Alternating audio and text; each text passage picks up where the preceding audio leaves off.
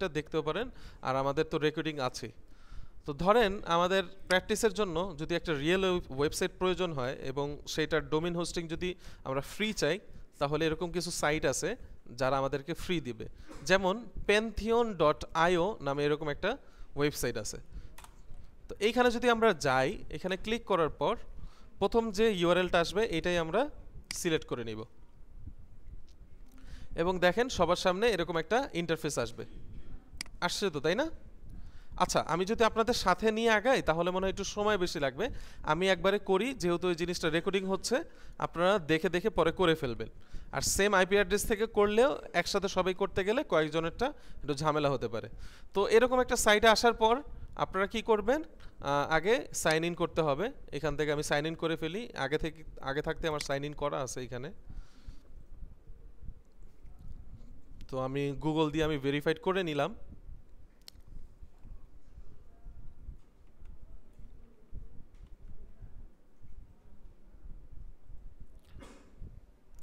ওকে, এখন দেখেন এইখানে বলতেছে যে আপনি দুইটা সাইট তৈরি করতে পারবেন। দুইটার মধ্যে একটা অলরেডি তৈরি করা আছে, আমি এখন আরেকটা তৈরি করব।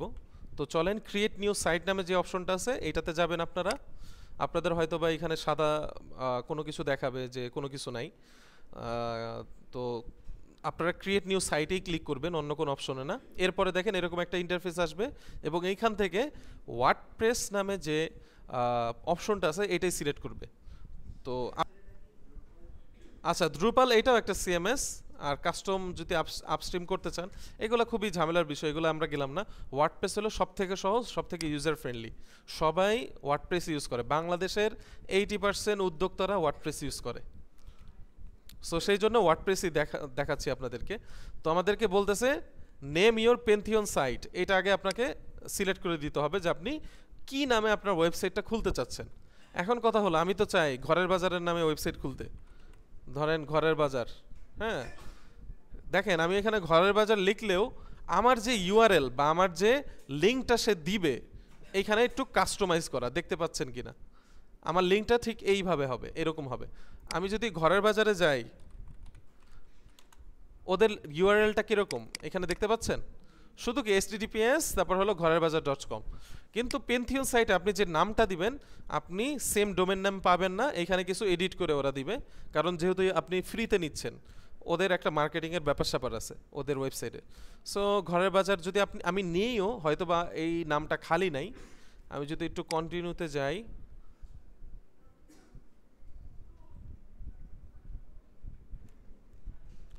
মনে হয় খালি আছে এই ডোমেন নেমটা। ও বাই দ্য ওয়ে, আপনারা জানেন কি না, আপনি যদি কোনো একটা ডোমেন নেম কিনে ফেলেন, যেমন ঘরের বাজার একটা ডোমেন নেম কিনে ফেলছে, এই ডোমেন নেমটা কিন্তু আপনি নিতে পারবেন না। এটা আপনারা জানেন কি না? একজন যদি একটা ডোমেন নেম রেজিস্টার করে ফেলে, পরবর্তীতে তার ডোমেন নেমটা নেওয়া যায় না যদি না সে ওই নামটা কি ডিলিট করে ফেলে, বা উনি যদি ওই নামটা ছেড়ে দেয় বা বিক্রি করে ফেলে, তাহলে আরেকজন নিতে পারবে, এছাড়া অন্য কেউ নিতে পারবে না। অথবা ওনার ডোমেনের মেয়াদ শেষ হয়ে গেছে, ডোমেনটা রিনিউ করে নেয়, তাহলেও তার ডোমেনটা কি তার হাত ছাড়া হয়ে যাবে, অন্য কেউ নিয়ে নিতে ফেলবে। ডোমেন হোস্টিং নিয়ে কিন্তু আমাদের আলোচনা হয়েছে মনে। আচ্ছা চলেন, আমাদের এটা ইনস্টল হয়ে গেছে, ডিপ্লয় হয়ে গেছে। এরপরে আমরা ওই অপশনটাতে ক্লিক করব। ক্লিক করার পর আমাদেরকে দেখাবে এইরকম একটা ইন্টারফেসে নিয়ে আসবে। এইখানে আসার পর আপনারা কি করবেন, আপনারা সাইট অ্যাডমিন নামে একটা জায়গা আছে, এইখানটাতে ক্লিক করবেন। এরপরে কন্টিনিউ দেন। আচ্ছা, এই যে দেখেন এইখান থেকে আপনি যদি কোনো পেইড ওয়েবসাইট নিতেন, পেইড ওয়েবসাইটে নেওয়ার পর সি প্যানেলের কাজ করার পর আপনাকে ঠিক এইরকম একটা জায়গায় নিয়ে আসতো। এখন থেকে মনে করেন যে মানে সত্যিকারই আপনি একটা ওয়ার্ডপ্রেস ইনস্টল করতেছেন আপনার এই ব্রাউজারের মধ্যে। তো চলেন আমরা কি করলাম, আমরা আগে ভাষাটা সিলেক্ট করে দিব। এখান থেকে অবশ্যই ইংলিশে দিবেন। ইংলিশে দেওয়ার পর কন্টিনিউতে যাবেন। কন্টিনিউতে যাওয়ার পর আপনাদেরকে বলবে যে আপনার ওয়েবসাইটের সাইট টাইটেল নেম কি হবে। সাইট টাইটেল আপনারা জানেন কি না, যেমন ধরেন আমরা যদি এই যে ঘরের বাজারে যখন আসলাম, ওদের নাম কি ঘরের বাজার.com, তাই না? আর এইখানে যে নামটা শো করতেছে এই যে দেখেন স্পেস দিয়ে ঘরের বাজার, এইটাকে বলে সাইট টাইটেল। ঠিক আছে, কেউ চাইলে তার ডোমেইন নেম যেটা আছে সেটার অন্য সেই নামটাও রাখতে পারে সাইট টাইটেলে, অথবা অন্য কোনো নামও দিতে পারে। যেমন ধরেন আমি আপনাদের এই সাইটটা যে খুলতেছি এইটার নাম দিব প্রজেক্ট ফর অ্যাকাউন্টিং, বা অ্যাকাউন্টিং ব্যাচ দিয়ে দিই সরাসরি। ওকে, অ্যাকাউন্টিং দিয়ে দিলাম। এরপরে খুবই গুরুত্বপূর্ণ ইউজার নেম এবং পাসওয়ার্ড, এই দুইটা যদি আপনি মনে না রাখতে পারেন তাহলে পরবর্তীতে আপনি কিন্তু এইখানে মানে প্রবেশ করতে পারবেন না। অনেক সময় হয় কি আপনি ফরগেট পাসওয়ার্ড দিলেও আপনার পাসওয়ার্ড ফিরিয়ে দিবে না।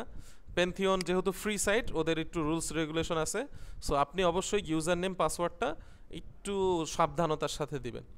তো চলেন আমি ইউজার নেম দিচ্ছি, এইখানে ভিডিওটা একটু পজ করে নিই। ইউজার নেম, এই যে দেখেন এখানে একটা ইউজার নেম দিয়ে দিছি আপনাদের ব্যাচের নামই অ্যাকাউন্টিং ব্যাচ, আর একটা পাসওয়ার্ড দিয়ে দিছি।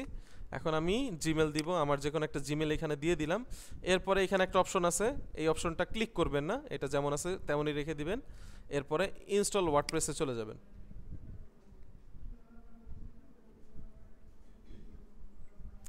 ওকে, আমাদের একটা ওয়ার্ডপ্রেস সাইট তৈরি করা হয়ে গেছে। এখন এখানে লগ ইন কীভাবে করবেন, এই যে দেখেন লগ ইন নামে এরকম একটা অপশন দিবে, এখানে ক্লিক করবেন। ক্লিক করার পর এই যে আমার user name password already save করা আছে, আমি দিয়ে দিলাম ইউজার নেম এবং পাসওয়ার্ডটা। এরপর আমি লগ ইন করবো।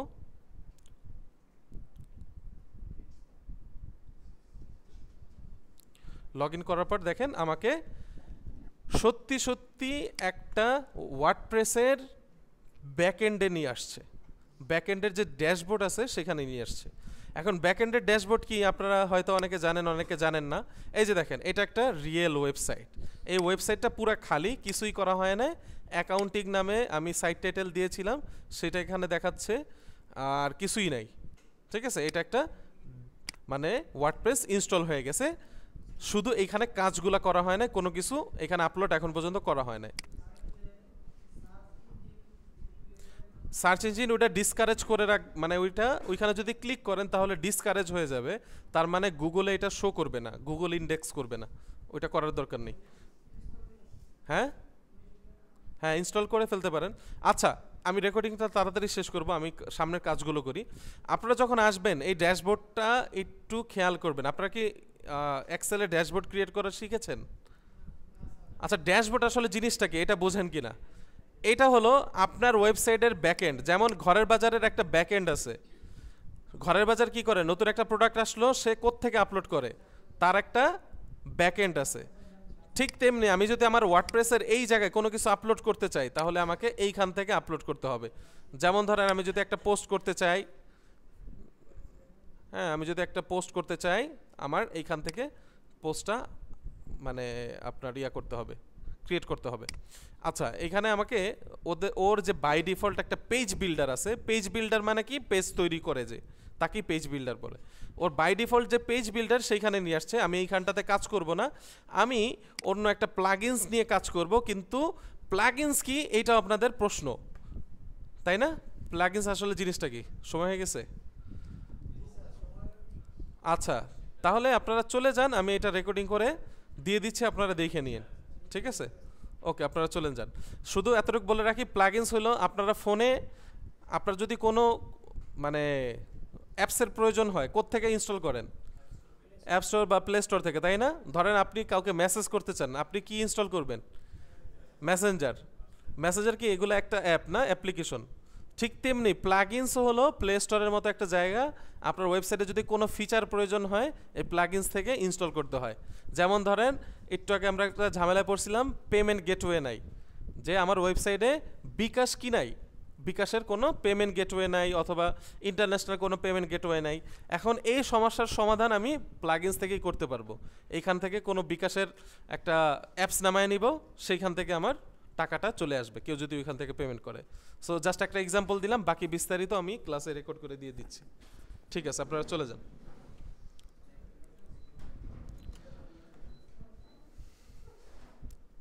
আচ্ছা,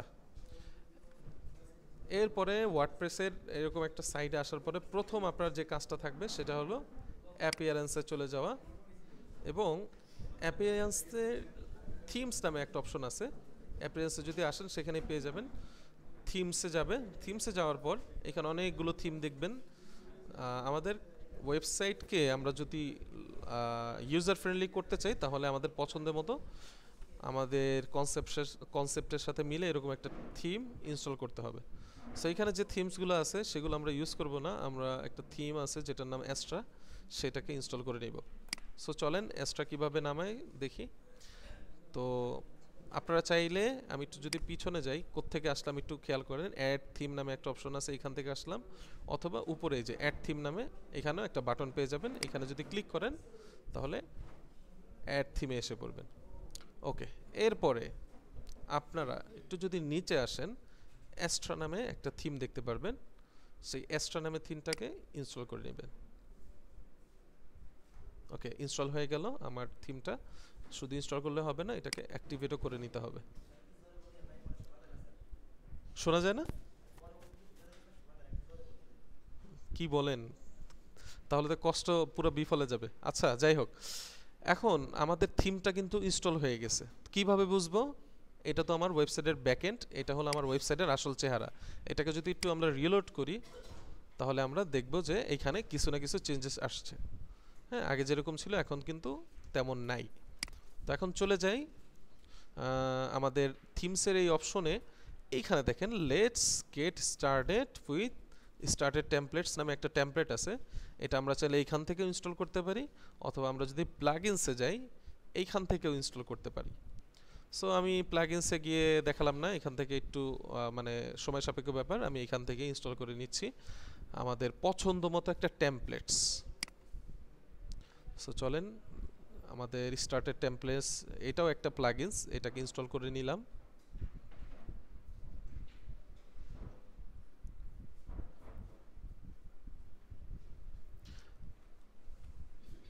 ওকে, এরপর এখানে আসার পর এআই ওয়েবসাইট বিল্ডার একটা অপশন আছে, আর একটা হলো ক্লাসিক স্টার্টার টেমপ্লেটস নামে অপশন।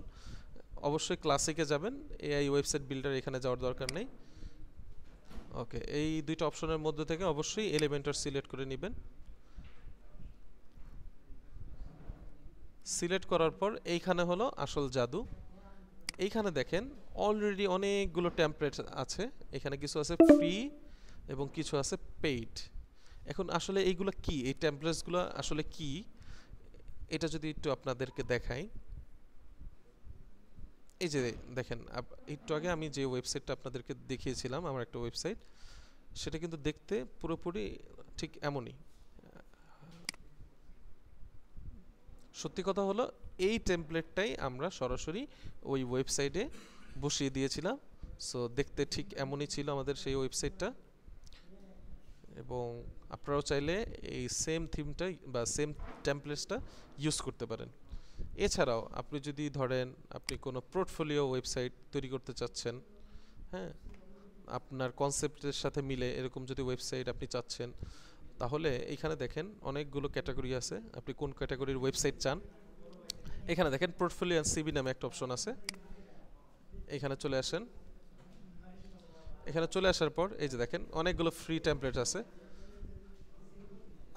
আচ্ছা, এখানে অনেকগুলো অপশন আছে। ধরেন আপনি যদি চান যে আপনার একটা পোর্টফোলিও ওয়েবসাইট থাকবে, এইখানে আপনার ছবি থাকবে, এইখানে আপনার বিষয়ে লেখা থাকবে, হ্যাঁ, আপনি চাইলে এই ওয়েবসাইটটাও ইউজ করতে পারেন।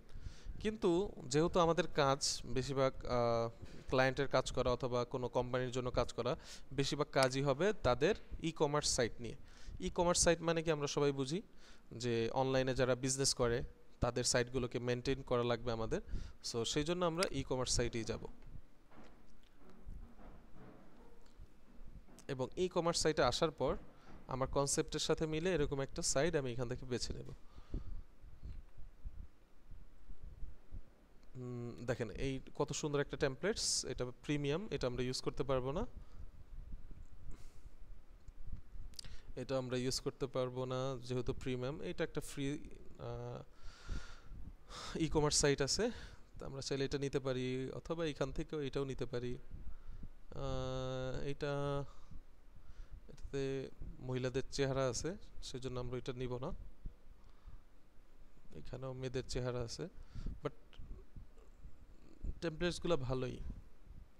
আপনি একটু খুঁজে আপনার কনসেপ্টের সাথে মিলে, বারবার এটাই বলতেছি, কনসেপ্টের সাথে মিলে এরকম একটা সাইট নেবেন। সো ধরেন আমি এটা নিলাম, এটার মধ্যে গাছপালা আছে, ধরেন এরকম একটা সাইট যারা গাছপালা বিক্রি করে তাদের ই কমার্স ওয়েবসাইটটা আমি এখান থেকে কপি করব। কপি করব বলতে আমি এই টেমপ্লেটটাই বসাই দেব। ওহো, এখানে তো মহিলাদের ছবি আছে, আমরা এটাও বাদ দিব।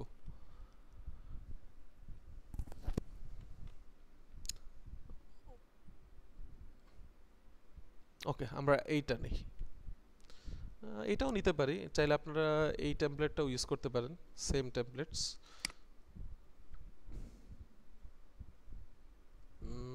চলেন আমরা এটাই ইউজ করি।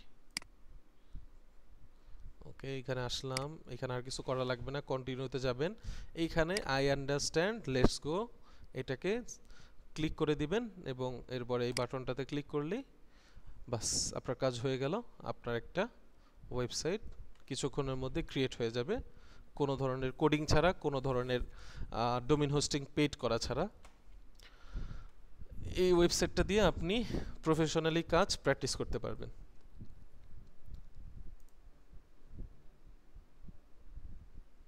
আচ্ছা, এই যে আমাদের ওয়েবসাইট আলহামদুলিল্লাহ কমপ্লিট হয়ে গেছে। এখন একটু চলেন তো আমাদের ওয়েবসাইটটা একটু ভিজিট করে আসি।